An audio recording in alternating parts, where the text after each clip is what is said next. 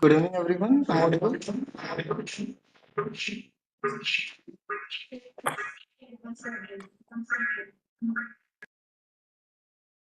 Okay, so we welcome you all on the day of the day 7 of the we welcome sir. We welcome you for the today's class. Welcome, sir. Over to you. Thank you.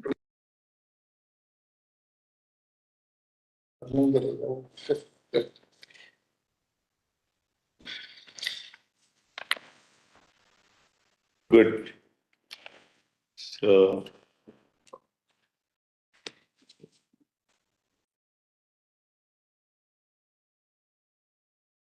Yes.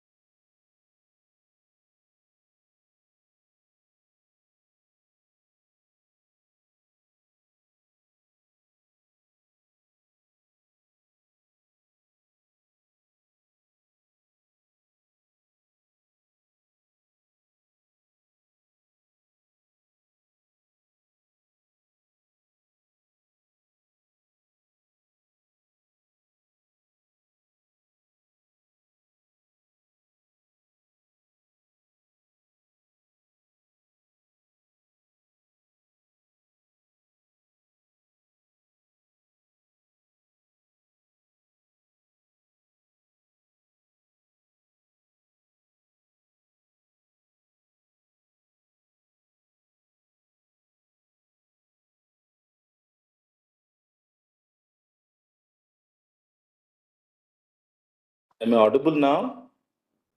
Suman, am I audible now? Yes. Yes. Okay. So,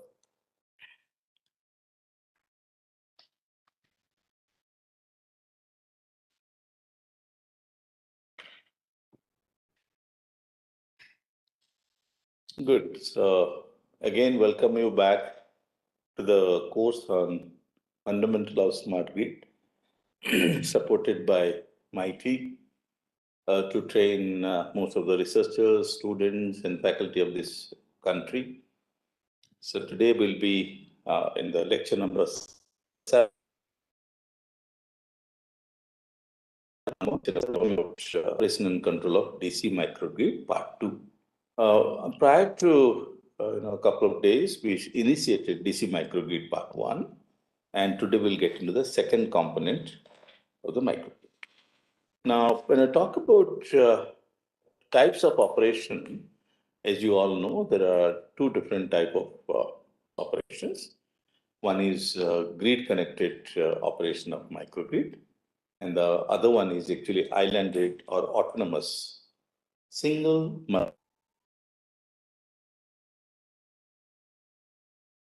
microgrid means DC microgrid. So the DC microgrid is connected to the utility through bidirectional converter requirement. So means the DC microgrid is connected to a main grid, or the main grid,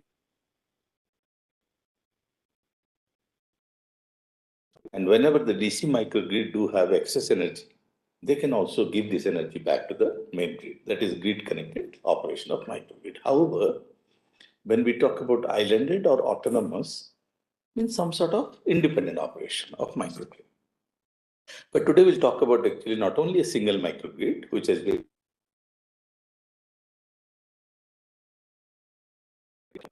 together at a cluster connected to the main grid, and they actually got disconnected. So what will happen under that circumstance is also quite important.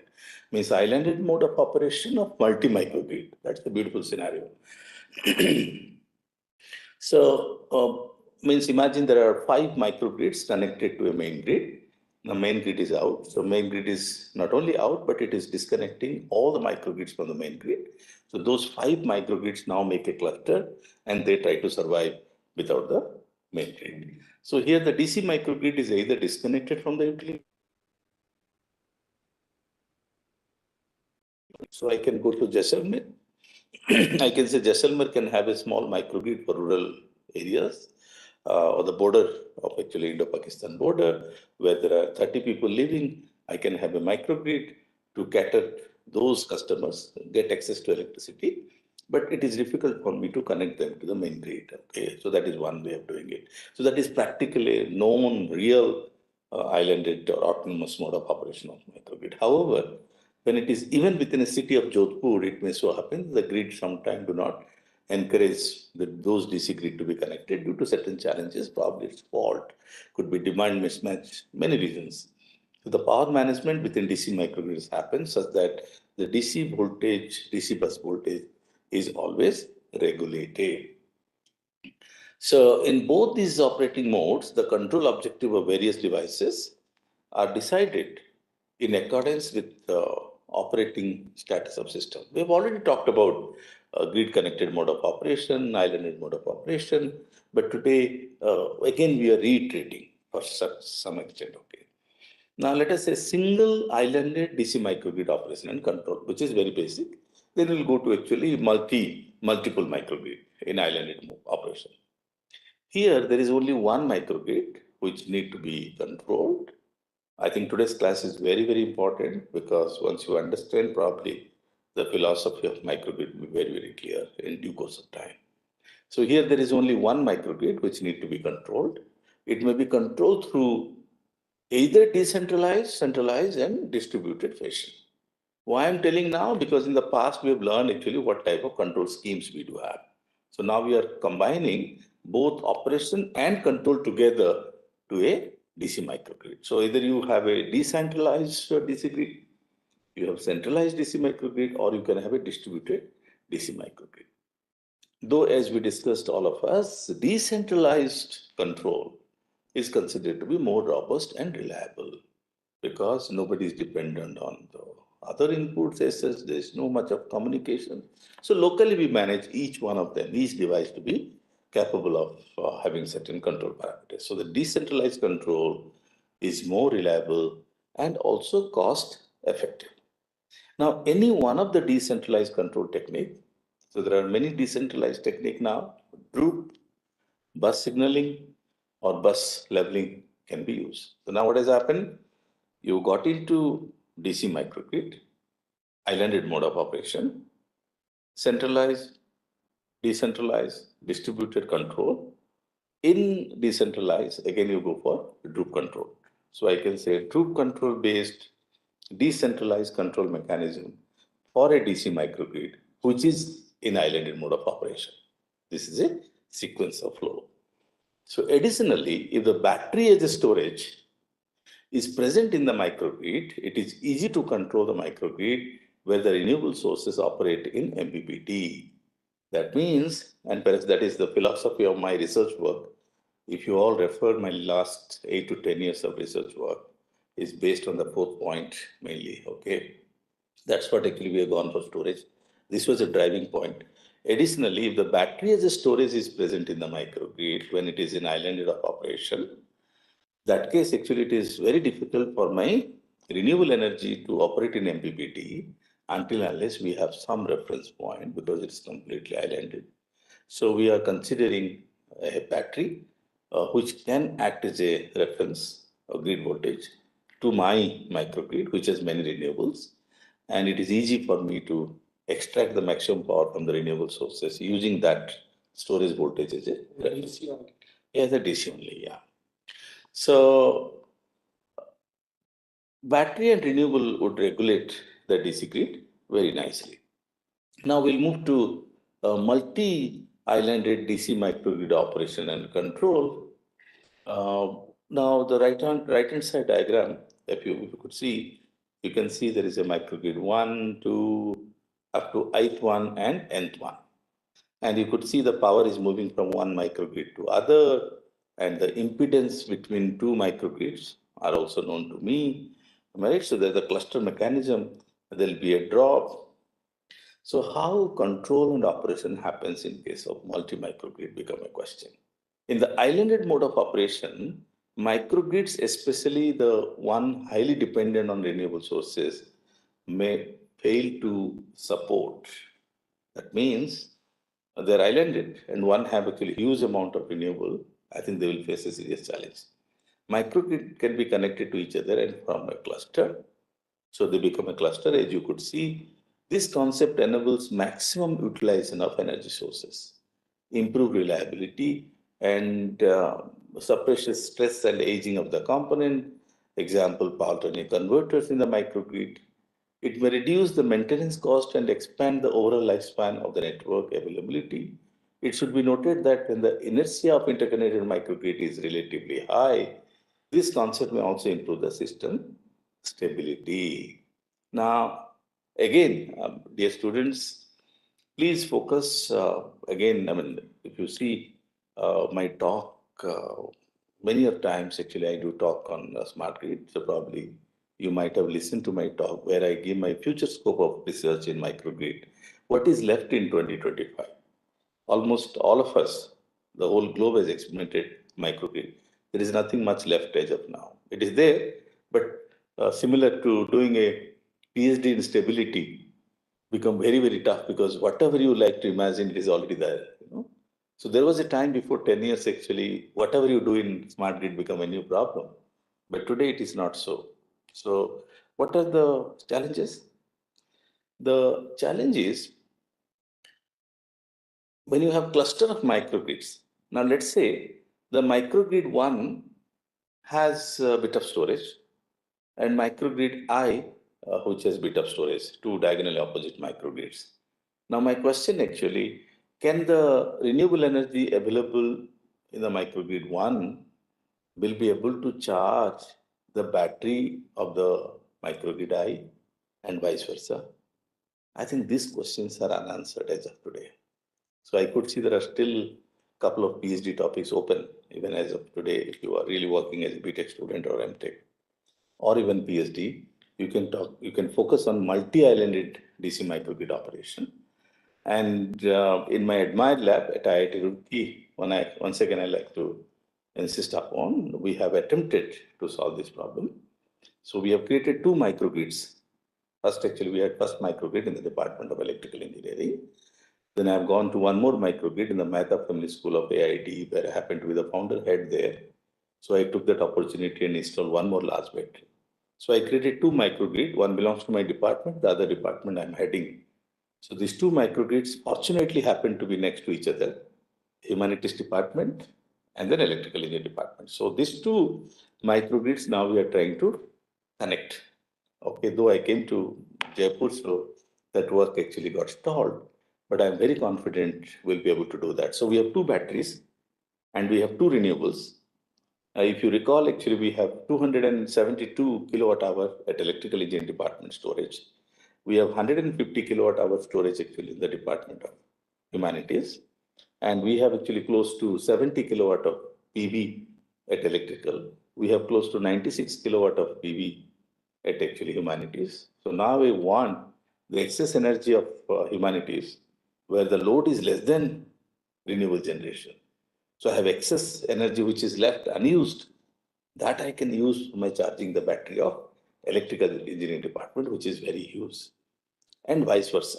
Okay. So that is what the future scope, my dear friends. So multi-islanded DC microgrid operation, not necessarily islanded, it could be connected to the main grid also. But it would be a great example if you can take two microgrids and do it. But in the laboratory, you can do maybe 1 kilowatt battery, 5 kilowatt battery, 10 kilowatt battery. You can have three microgrids. You can go beyond me at a lab test level actually to see what are the challenges happening actually. Can I charge the battery having some source from the microgrid 1 to 3 and 3 to 2 and 2 to 1? Isn't it? So that's a very interesting problem which is coming up.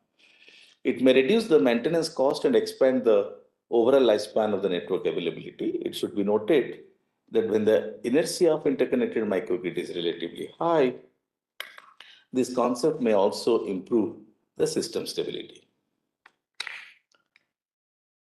Now, despite all this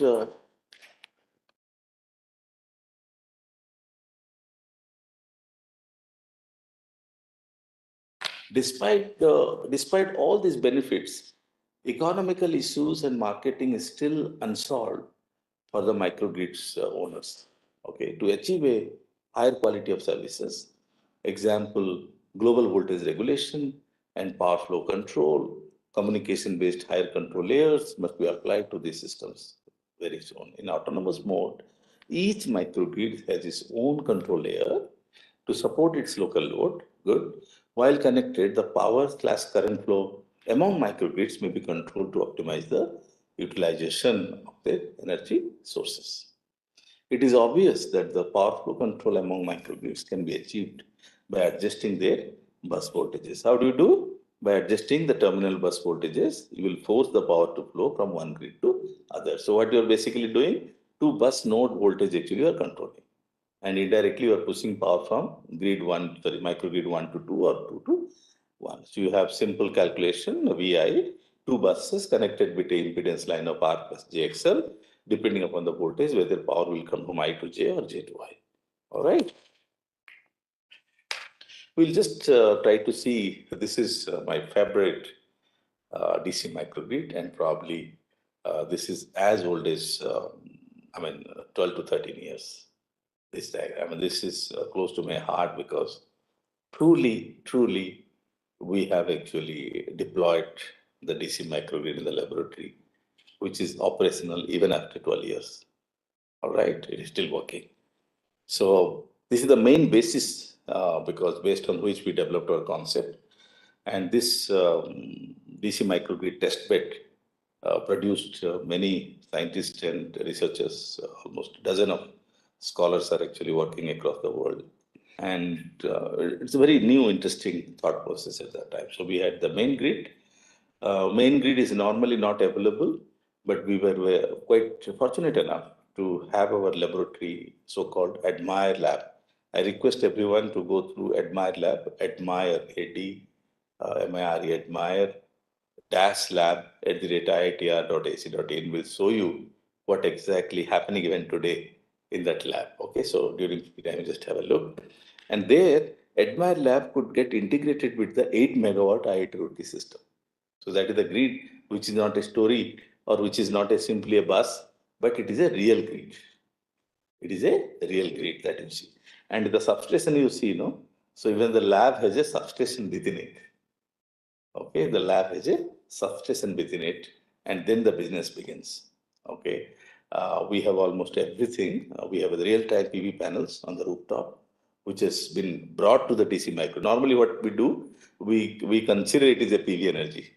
So the real PV rooftop panels are integrated to the DC microgrid DC bus. Okay, we have a physical battery close to 10 kilowatt, and then we have water capacitors. But the wind, actually, we do not have physical wind. So we have two emulators, which is actually permanent magnet synchronous generator type, as well as induction type wind generators. Both the devices, emulators actually available in the laboratory, and they have also been integrated. So this is a true microgrid. Anytime you have time, please do visit the Admire Lab and try to interact with my friends and just learn something good about it. Okay. So when we talk about key control objective of individual devices, we'll start from actually a PMSG wind system, which is permanent magnet synchronous generator, which is not very popular, but because we had one in our laboratory, so we are still kind of advocating there is nothing wrong to go to PMSG, though it has some limitations. All right. So PMSG wind system does not require any external arrangements for generating the flux. So the variable wind generation is first fed to uncontrolled rectifier to convert into variable DC. The DC-DC boost converter helps to extract maximum power from PMSG wind systems. Wind curtailment can be achieved by using the turbine's power and pitch control systems. We'll move to the loads. During grid-connected operating condition, the loads operate as per their internal characteristics based on the priority level. The loads are categorized as critical and non-critical loads. Proper load management is necessary for setting the loads during abnormal islanded operating condition. You have to decide which load has to be curtailed or set it. And also during peak energy management during grid connected mode, Panala 2017. This is some sort of my brainchild with Sanjeev. Actually, the interesting part here that Sanjeev in 2017 worked on the hardware setup, but it's the idea. If you see the initial concept, partly, not fully, is being actually started by Nand Kishore. So he's a software man. So we simulated, the work has been partly simulated by Nand Kishore, which has appeared in IEEE Smart Grid. Okay. And then Panala 2017 also appeared in IEEE Smart Grid, but this is a hardware result. This is more effective. So what we have done actually in 2013-14, we decided that we have a smart grid, and there actually we talked about DC microgrid. You see, DC microgrid is as old as 2012 to me. 2012 से हमने DC microgrid के बारे में सोचना शुरू किए थे. But 2017, that is 2017, this came to a real field deployment. But 2012-13, the concept has evolved. So what we have done, because demand side management, we have solved a problem of DSM, means you have a load curve. We try to flatten that load curve by putting batteries. That was the initial thought. What we said, how do we flat? So what we used to do, we used to say that any load curve can be made flatten by moving the customers in the peak condition to the off-peak hours. That is one way of doing the flattening, okay? But we decided that is very difficult. Why Manmohan will listen to me? Am I right? So he will listen to his family members, and your wife will say, I will switch on the washing machine as per my choice. Why do I move to a 4 a.m. running the washing machine? If you suggest 4 a.m. run the washing machine, my mother and your mother will be disturbed. Am I right? So what we decided, instead of pushing the consumers, why don't we run a battery to charge during peak hour, off-peak hours, and discharge during, instead of moving the customers, we introduce a battery which uses a pseudo customer and charge during off-peak and discharge during peak hours. So that was the breakthrough in 2012. It's a very new idea. Even I also surprised what is happening, and it worked really well. And smart grid that time newly, IEEE Smart Grid was very new, and they all appreciated. IEEE Power System, IEEE Smart Grid, they all appreciated. And this model worked actually. And then when we moved to field deployment of DC microgrid, there we use the battery, also a sort of actually demand side management concept. So it's only a DC grid. There also it is a normal AC grid using the battery. Here we use as a DC grid. The battery used to do the same thing. So we got a new control strategy where we said, look, we have a battery, we have PV, we have grid. If required, I will take from PV first. When shortage, I will take from grid. If further shortage, I will discharge from the. But if required to be flattened, that experimentation also we can do it. So the battery is used as a device which can not only capture the emergent load, but which was used in the past as a load flattening. So today you can say how a DC, another research problem.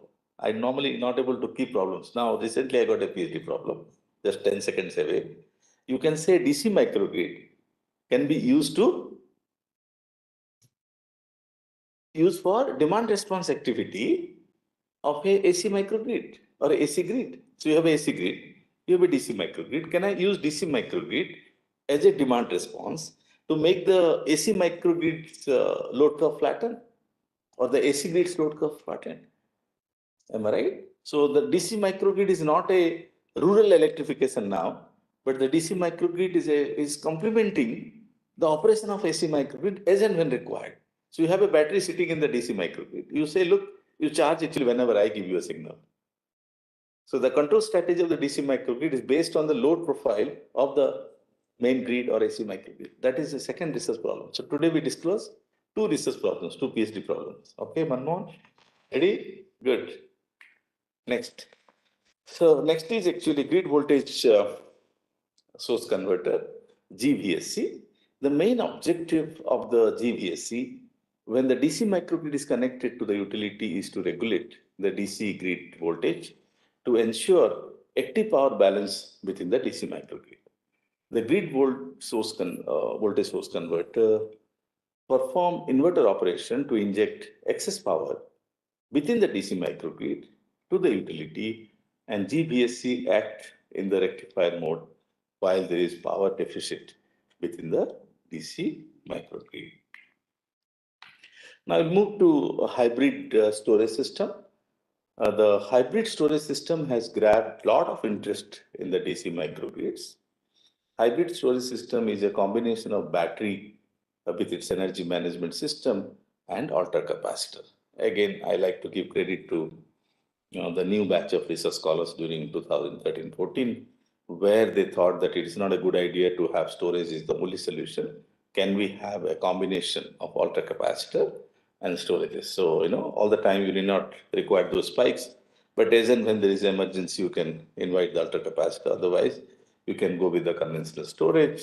So hybrid storage system become very popular. So this DC microgrid involves frequent switching of various sources. Loads affect the DC microgrid voltage. Okay, so DC microgrid voltage is very oscillatory. The battery is a high energy and low power density. The usage of battery alone as a storage device lead to reduction of battery life, because if you cycles frequent, you switch it on and off, which is not a good idea. Due to this switching, the life of the battery may go down. Hence, we are inviting ultra capacitor to play some important role. Ultra capacitor is a low energy and high power density device. They can easily compensate for the high frequency switching transient. So instead of using the battery to on and off actually, so we can use supercapacitor, and the life of the battery can be increased. So hybrid storage become very, very popular. The usage of ultra capacitors along with the battery can improve the life of the battery. Now, my argument here, I like to disclose, there is one experiment that even for, larger energy grid applications, I think those concepts are never being experimented, because this is for a small laboratory level or maybe some small application is fine. But can I have an ultra capacitor and a battery combination for the energy grid level? Okay, for the medium voltage level or low voltage level distribution grids or high voltage level, can we use this concept? That need to be experimented, because we have never experimented as of now. The usage of ultra capacitors along with the battery can improve the life of the overall battery. Yes. Read ultra capacitor or super capacitor, they have the next time concept.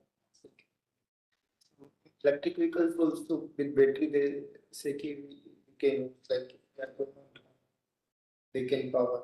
Okay. But that it will take at least 10-20 seconds to ramp, and but these capacitors provide power for 1 second. In 1 second quickly they will discharge. They can give huge power. You need power, let's say 10 seconds, 20 seconds. I think electric vehicle is not a transient device. We need to understand that's a very, very slow device. People show this. This I can say so actually, but probably for the racing cars, battery racing cars, okay, for two-wheelers actually probably this could be a concept, but it's high risky. Okay, we cannot play. As a theoretical concept is fine, and probably people may come up only when you put the accelerator. It is not for going for the ramp, but it is for accelerating. Acceleration. Whenever you just put that acceleration for a few seconds, it is fine. Okay, then it come to the normal stage. So you can accelerate the vehicle as and when required for a few seconds. That is fine. So battery energy management system, I have already talked about BMS, but we'll again discuss. During normal operating condition, the BMS operate in standby or charge or discharge mode. Battery energy management system is quite important, and this is almost 40 to 50% cost of the whole battery system altogether. So it is not about the, perhaps actually I like to highlight, when I've been told to buy a battery, so I got a project, and in the case of the grant has been sanctioned, I asked actually 2 CR for 1 MWh battery. Government was very kind. They gave me to CR and I came and floated the bid. And then I got the bid actually for, I told you the story, which is 8 CR. Okay. So I was a bit surprised actually. So then that time only I realized the cost of battery that I Googled and found out actually from Samsung and different companies. They were the physical battery cost. It was not a operational battery cost. So that is where the battery BMS comes to action. So BMS plus the lithium ion pack is my true battery. So when you purchase any battery, dear students, you have to be careful that what you are really ordering and what you are buying. Otherwise, you'll get some packs of battery which are of no use. All right.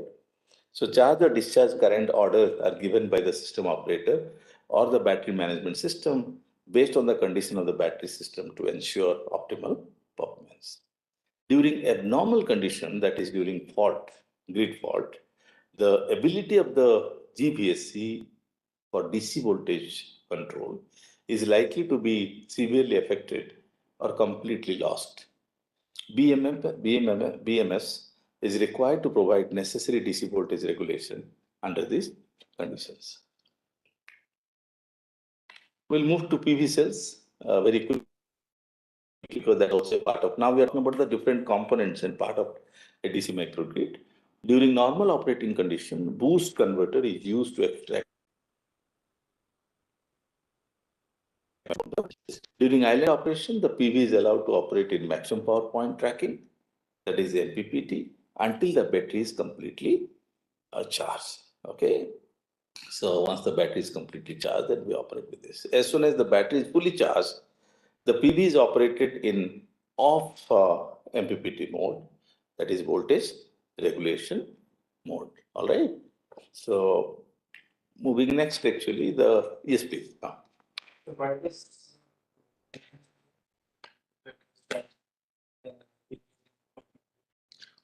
Because it's very simple because you have a PV with you and you like to extract the power. So you do not want to change the operating voltage level at any given point of time because your job is to extract and fill it. You're not worried about the other components of the terminal bus voltages of the system. So what we do actually, because when you have a PV system with you and you have to extract complete power out of this battery, and power is affected maximum from solar. Yeah, power is extracted maximum from solar. Yes, agree. So, because when you charge the battery, you like to extract the maximum power for sure, right? So, but it is not necessary. All the time you cannot operate with MPPT, no? The PV panels, all the time it cannot operate with MPPT. Yeah, that's right, that's right. So if you do not, then it is adjustive, no? Depending on the load, your PV generation will happen. Because if the load is going to be 70 and your generation is 100, you have to derate it to 70. So you cannot operate with actually. So it's derated basically. So the PV is derated. Next, please. So this mode corresponding to AC grid connection operation via the GVSC, any power surplus or deficit within the DC microgrid is automatically balanced by the GVSC through the connected AC network, neglecting the power losses. So P generation, which is PL minus P wind minus PV minus P supercapacitor minus P battery. Okay, so this is the extra power that need to be generated. So where P, GVSC, wind, PV, as well as SC and battery refers to the power output of DC microgrid of different component, and PL is the power consumed by the load. Am I right? So I think you are all clear actually. So how much power need to be created? So in the grid connected state, the wind turbine and PV operate in MPPT because when it is grid connected, whatever you generate, even if you are not able to consume, it will go to the main grid for me because it's not in island grid. So that case, both have to operate in MPPT. So you could see that the control schemes for PV and permanent magnet synchronous generator boost converter. In the first one, actually, we have a conventional boost converters application from MPPT. even for the second case, the same scenario. Okay.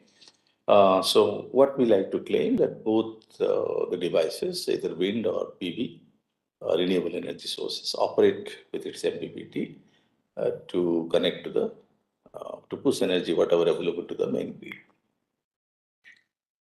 Now, when you talk about grid converter operates in the voltage regulation mode, the DC microgrid, DCMG converter control schemes, you can see the philosophy, how the DC microgrid operates.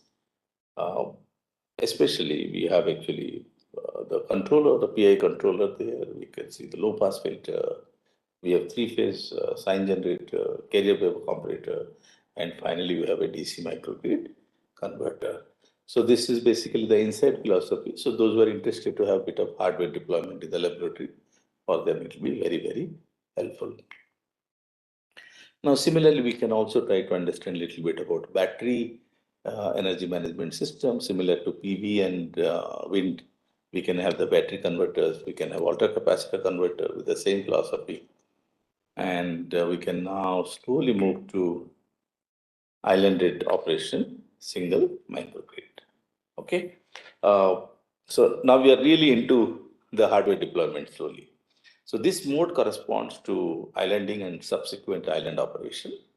Due to the disconnection to the external AC network, the DC microgrid becomes an islanded system, and the grid voltage source converter is no longer in operation. Now, the DC voltage now need to be regulated by the battery energy management system, and the required power from the BMS is what the P battery will provide now. That is load minus wind minus PV minus SC. So whatever the power you could manage, you cater the balance difference between load and generation between the DC microgrid will be supplied by the battery power. However, during conditions of low wind, cloudy conditions, and heavy load, the battery discharging may exceed the power rating of the battery system. Thus, appropriate load setting becomes necessary in order to maintain the DC grid operation. So you may come to a situation where you have consumers, but everything is evacuated. Finally, the battery also start evacuating or discharging, and still the battery is not capable of doing so. So then that is where actually you have to do the load curtailment. Okay. So it is usually not advisable to discharge the battery with SOC less than 10%. 10% is also too high to me. So I think it should be 20, 30%, minimum 30%, That is up to your algorithm, how you're going to set. But we set actually 10 to 90%, but practically it is 20 to 80 or 30 to 70. Because we thought that if it is more than 10, then probably the curtailment will be more. Isn't it? So if you do not want to discharge beyond 30%, then probably, and now if you do it up to 10%, so 30 to 20% of the battery could have been, discharged. That we try to, we avoided. But depending on the battery life, sometime we may be strict enough to say, no, look, I may not be able to provide you power below 30% of the battery power. Is it okay? All the students, are you clear in the message? Any doubt, please message as of now, because I know you all feel comfortable, but I just wanted to know. No. Yes, sir, clear. Who is saying no? Actually, unko help karte hain, actually. Let's. Yes, very good, very good. Someone said no. Actually, please let me know the name. We'll try to repeat it for some extent. I have enough time, so I can repeat it. Chandrasekhar is. Okay, Chandrasekhar. Can I repeat?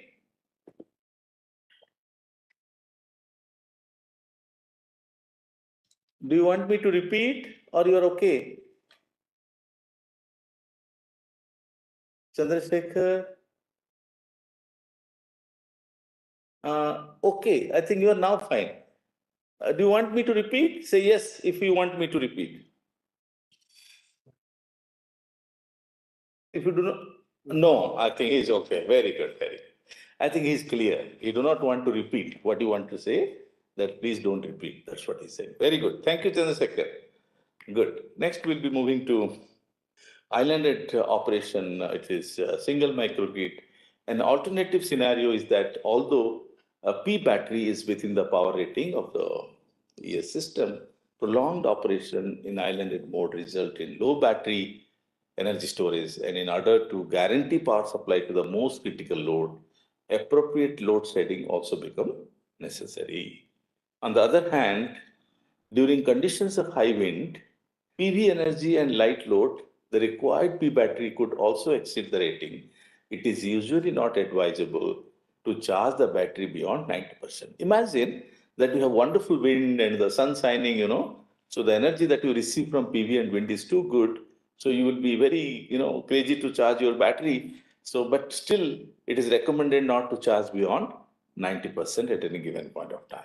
Okay, so that is also another one challenge. When the battery is discharging below 10, you have to curtail, and when it is beyond 90, then you have to curtail the generations instead of the load. So the battery below 10% curtail the load, battery above 90% curtail the generations. Curtail means derate the renewable generation. So that's how actually the system need to be managed.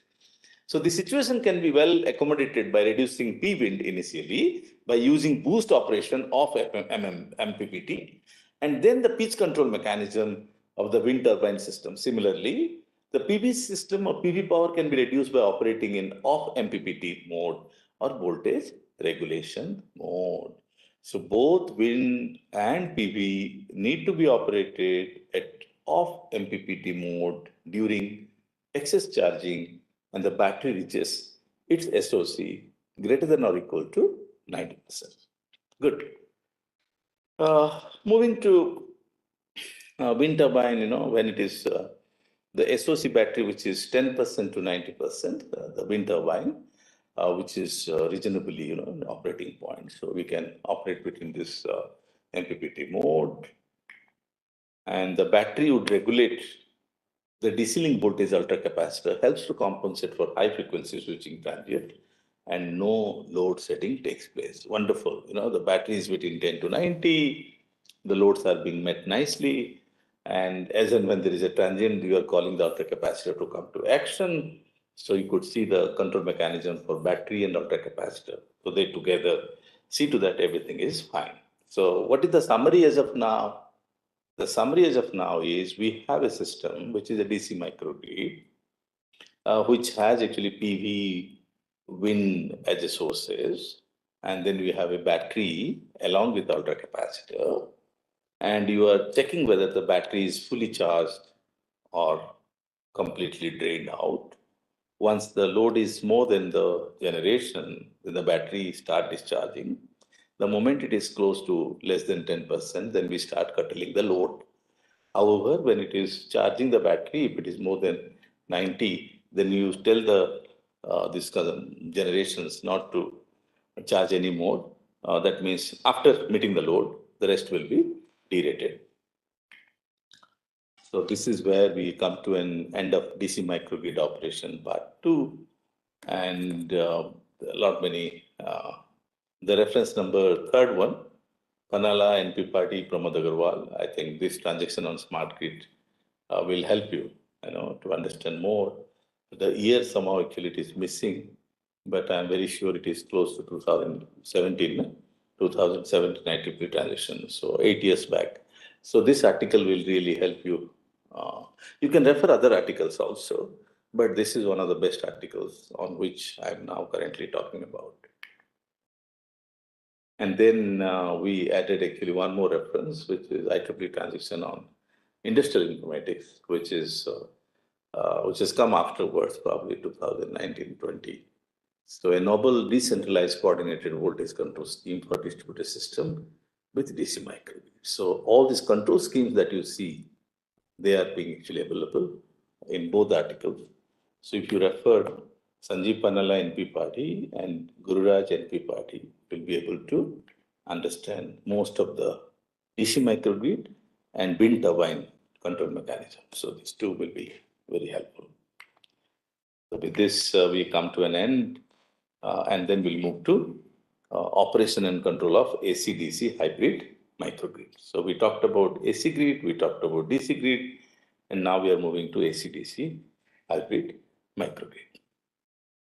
I think we can take up a couple of questions from the students before we move to this section, because that would be nice. So I think at least 2-3 questions. If anyone you can unmute everyone, and then you can tell them that if they have any question, they can raise the hand first.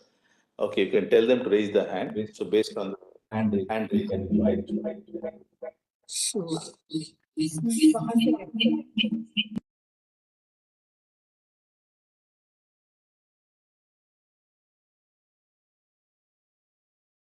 So, okay.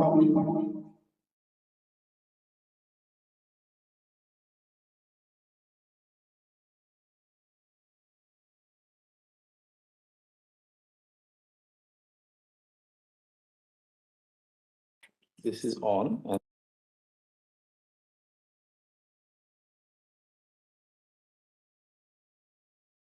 So, all of you are requested that please ask any question on DC microgrid.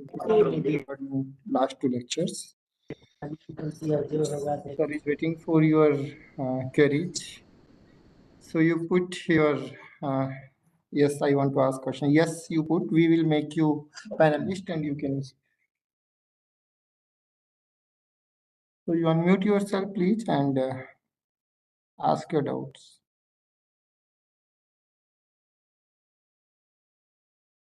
And even if you have not understood anything, then also you can just. And if you have understood, also help us understanding more by saying what you have understood. And You can general interaction. You can summarize the things. I think Sir, you can call the name, then they can. anyone, I think let us see. Can we see the participant? Speaker. Sir.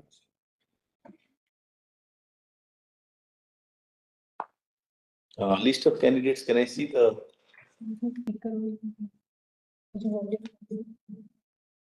Yeah, speaker on.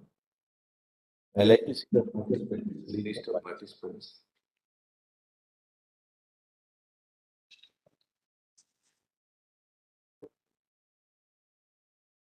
I think Randy. Okay. Go ahead. All right. I think we'll ask Neha Srivastava. Oh, you are okay. Neha, do you have any doubt? No. Okay, good. Next, please. Ashish Chobe. Are you okay? Ashish ji. You're fine. Apur Ravi Pandey.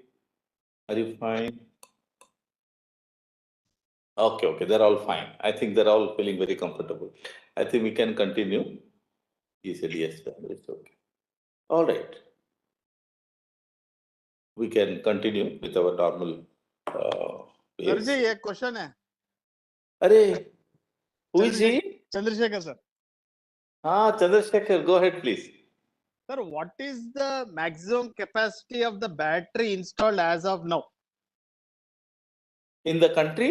yeah sir yes sir in any microgrid or grid connected grid related one as I a think energy in storage In India, it is 10 megawatt, to my knowledge. And in world, it is 100 gigawatt. okay and there still there is a research must be going on in the battery to improvise. Oh, yes. And the 10 megawatt battery is in Delhi only. Okay. By Tata Power. You can visit the site. It's a big one. Okay, sir. Yes, sir. Yeah. Is it okay? Yes, sir. Thanks a lot, sir. Are you excited with this advanced topic and the way world is growing now? Yeah, sir. Superb, sir. Actually, you are awesome, sir. Really. No. It's my pleasure, actually. Thank you. Many things yet to be known, and I think we must explore more and more. I think in this, which is upcoming one now. Agree. So I think probably we will be thinking of having a physical interaction with around limited students of around 30 to 40 in future. So Manmohan, we can have a physical interaction, a 5 days program during December. We can have a FDB on this course actually, where we can have few more experts to interact with. and we can have a live connection to different labs in the country. We can get into IIT Kanpur, we'll get into IIC Bangalore, we'll get into CPRI, we'll get into IIT Roorkee. So whatever the facilities available across Tata Power, Rajdhani, so everyone can, online explain the challenges and difficulties. Thank you. Thank you, Chandrasekhar. Sir, another one thing is if we go online means live means if we have the lab also live streaming. So Yeah, this is what it that is. is what. One it's going on. There is the power circuit and there's the battery. How that management is going on in this ISC, IIT Roorkee, IIT other IITs. So that will be still better because everywhere it will be different. So we can't stick on to only one particular system. So Yeah. each and every IITs or IIC modification or some improvement will be there actually. So stage by stage it will be going on. So that will be really a challenging one, and we can put some Yes. inputs to that also. In that regard. So thinking. Thanks a lot. Sure.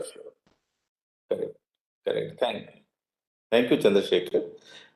We will have few live videos actually. Thank you. We will continue with the class now. So we can perhaps unmute everyone now. Okay. Very good. Thank you. So we'll move to fundamentals of smart grid. So I'm very happy that, sometimes actually, they're very keen to talk more actually, share their personal feelings. So probably they come physically, the interaction can be made more realistic. Very good. I'm very happy with Chandrasekhar. Yeah. So fundamentals of smart grid, operation and control of AC/DC microgrid, 1 and 2. So, sorry.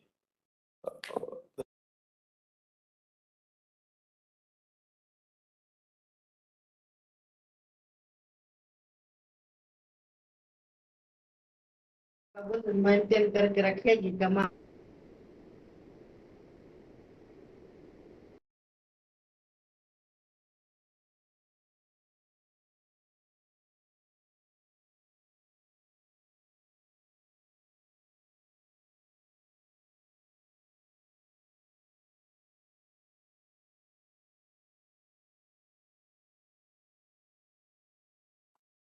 Try to understand the background of AC microgrid.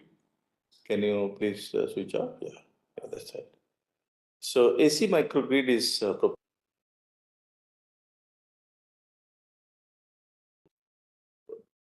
okay. Please arrange a discussion on how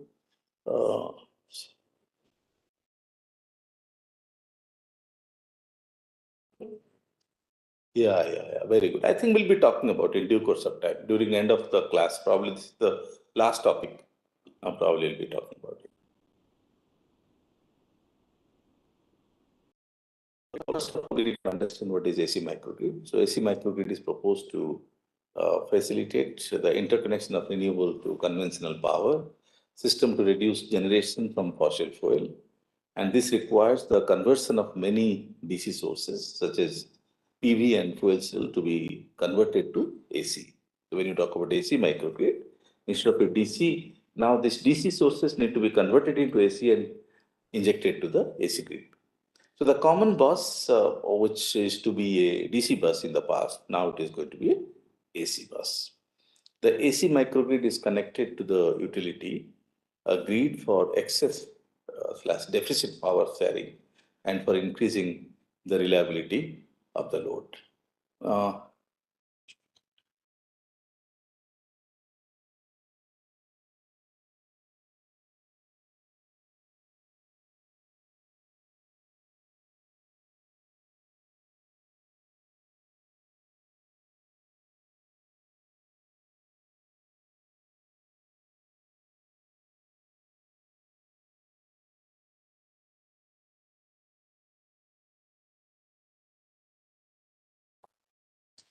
So the main bus here is going to be AC.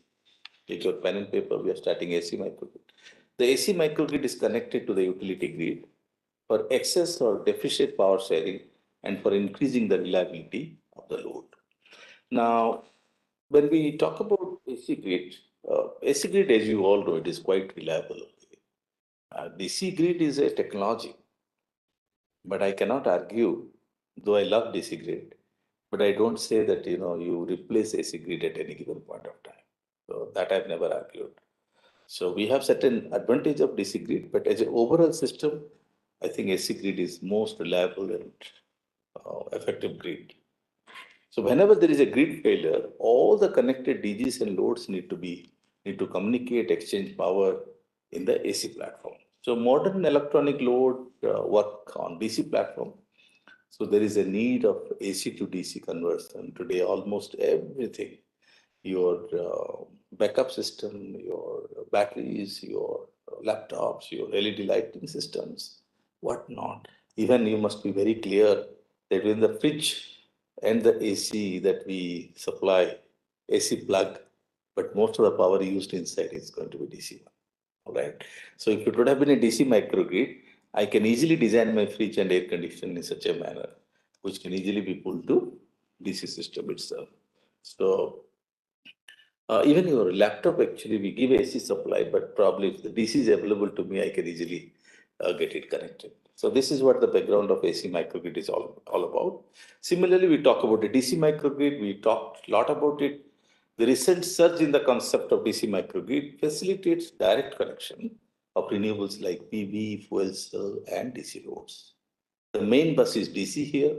The DC microgrid is connected to the utility grid for excess or deficit of power sharing and for increasing the reliability of the load. In case of main grid failure, all the connected DGs and loads need to communicate, exchange power in the DC platform. However, the DC microgrid alone does not allow direct interconnection of renewables like wind, because we say DC grid, but for PV, it is better to have AC grid. For wind, it is better to have a AC grid. For PV, it is better to have a DC grid. Also, industrial and motor loads cannot be directly fed through DC grid. So DC-AC connection is mandatory. So what we learn, considering the type of variety of generations and variety of loads, a combination of DC and AC grid is going to be the best. So we need to have both the things parallel. So do you all agree that AC and DC complement each other and AC-DC microgrid become very relevant? All right. So when you talk about AC-DC hybrid microgrid, the main bus here, common bus, is both AC as well as DC. And you will find a link between AC-DC. The hybrid microgrid is connected to the utility grid for excess or deficit power sharing and for increasing the reliability of the load.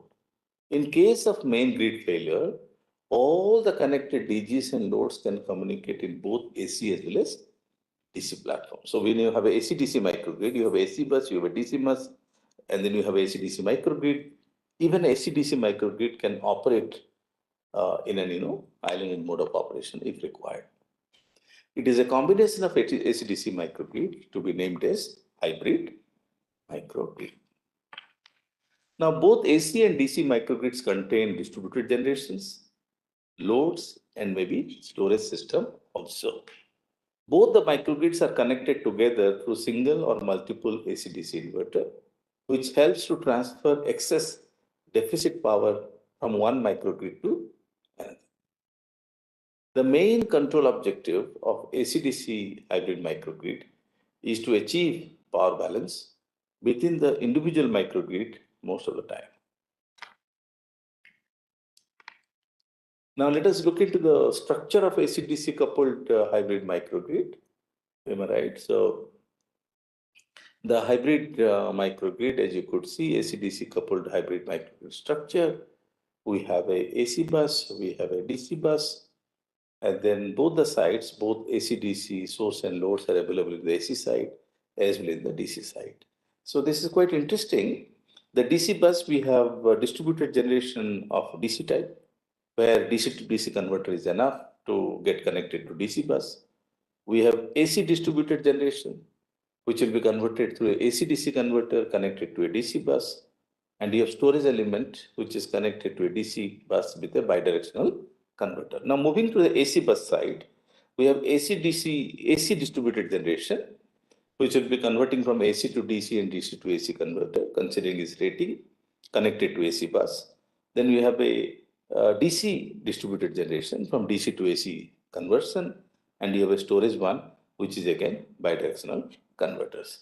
And you have a utility grid, which is normally connected to the DC bus. The very important part here, all of you, please focus on ILC, which is interlinking converter that is connected between DC to AC bus. So we have DC to AC bus integrations, and then we have little bit of DC load that can be catered from the DC bus, and the AC bus loads can be catered from the AC bus, and then we can have actually AC load can be catered from the DC bus through DC AC converter. We can have a DC load from the AC bus with a DC AC DC conversion. This is the perfect AC-DC coupled hybrid microgrid structure. Now, what are the key features? Both AC and DC buses have DGs, ACs, and these buses are linked by interlinking converters, which are ILCs. The AC-DC coupled hybrid microgrid has distributed generations, storages on both AC and DC buses. There is a need of robust coordination between DC and AC.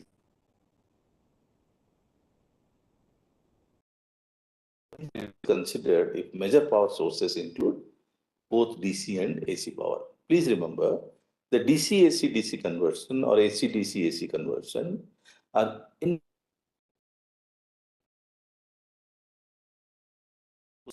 connected to both the buses. Now, if you talk about a structure of a AC-DC coupled hybrid microgrid, you can see AC-DC coupled hybrid microgrid structure, which is a second type of configuration. Okay, the first one we have already seen. The second could be we can have a DC to AC converter. We have AC microgrid separately. We have a DC microgrid separately. And everything, all the DC is connected to DC side, the AC is connected to AC sides, and there is a power exchange between the DC bus and AC buses. Okay, so this is also a perfect type, but depending upon how you can pull from a point where the bus is lying. Okay, so to me the previous structure is more practical and realistic, and this is perhaps a kind of a theoretical laboratory level of arrangements. So mainly AC sources and loads are connected to the AC network, whereas the benefit that the process of multiple DC AC DC or AC DC AC conversions reduces significantly in an individual AC or DC grid. This structure improves overall efficiency and reduces the system cost with reduced number of power converters by connecting sources and loads to the AC and DC buses with minimized power conversion requirements. Now note it down, for the operation of hybrid AC-DC microgrid, control strategies and power management schemes are most important aspects. We have seen the control and power management for DC microgrid. We have seen it for the AC microgrid. Now you have to process for AC-DC hybrid microgrid. So the power management strategies determine output active and reactive powers of DGs and ACs and control the voltages and frequency at the same time. All right. So once again, I am just taking it back to the Admire lab. So what we have done, first we started with a DC microgrid. We have created the pilot, which is in operation, and then we slowly move to a AC microgrid. All right. So we have left-hand side, which is the largest size, capable of close to 15 kilowatt AC microgrid, and then a 10 kilowatt of actually DC microgrid. The total system is close to 25 kilowatt AC-DC microgrid, and we have a common bus to couple both the things. So we have almost everything, whatever you can best imagine in microgrid structure. Everything has been integrated. winds are actually emulated version, but PV is actually both emulated in real time, and we have almost every devices, including 2 power amplifier. So we have a separate power amplifier for the AC grid of 15 kVA. We have a separate power amplifier for DC grid of actually 10 kVA. So I think complete PHIL, I'll talk about this actually in AC-DC microgrid become a reality. So once you do that, the journey is almost complete. So let us understand what are the control challenges in AC-DC microgrid. Due to the absence of global variables which can be used for power sharing, voltage and frequency regulation. In autonomous mode of operation, power sharing between AC and DC microgrids cannot be achieved by the conventional PF and QB group control. So if I have 2 generators of AC type, I think I can go for PF and QB easily. But if it's AC-DC microgrid, then this concept is not going to work because of the challenge with the Q and F. Now the power management system PMS should share the power demand between the existing AC and DC sources by a specified group method that we need to investigate. So the DC microgrid group mechanism, the AC microgrid group mechanism for sharing the power to voltage regulate need to be revisited. As nonlinear loads also form a part of microgrid loads, harmonic power sharing should also be taken into account actually. A trade-off between reactive power sharing and voltage regulation is also equally important. The specified group control should be independent of line impedance between the inverter and common AC-DC bus.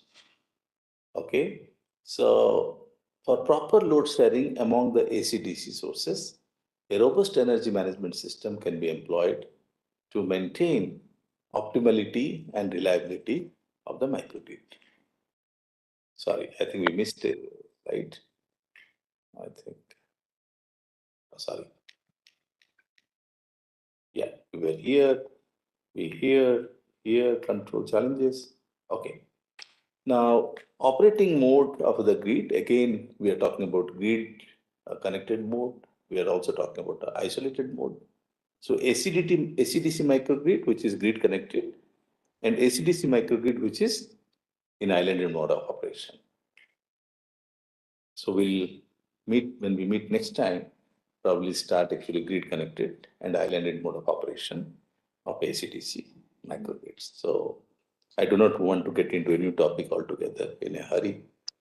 So thank you very much for your kind attention, and looking forward to see you again on Monday, am I right? I think we missed a couple of lectures. So thank you, sir, very quickly. Can we have a special class tomorrow? That is Saturday. Okay, you can just put yes if you are. Can we have it? Yes, very good. Can we have a, yes, sir, very good. Apur, thank you. Tomorrow 5 to 7. Sure, yes, sir, yes, sir. Oh, 1 p.m. After 1 p.m. Thank you, thank you. I think everyone is very keen for a special class. So let us have it tomorrow 5 o'clock. You can compensate. Thank you very much. Take care. Bye-bye. Tomorrow we'll have a, you can conclude. There is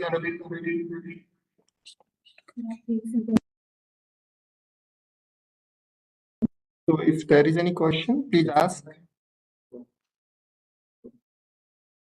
You can ask any questions if you have. After the class, they say thank you, and they say yes, we can have extra class. Seems to me they don't even doubt. So just now we are. Okay, so tomorrow we will have, we are like missed some lectures due to Sir Sergeant's meetings. Tomorrow we will have one class, 5 o'clock. So all of you please be there. We will send the link. Link will be same. Yeah. So thank you. We'll meet tomorrow evening, 5 o'clock. Thank you.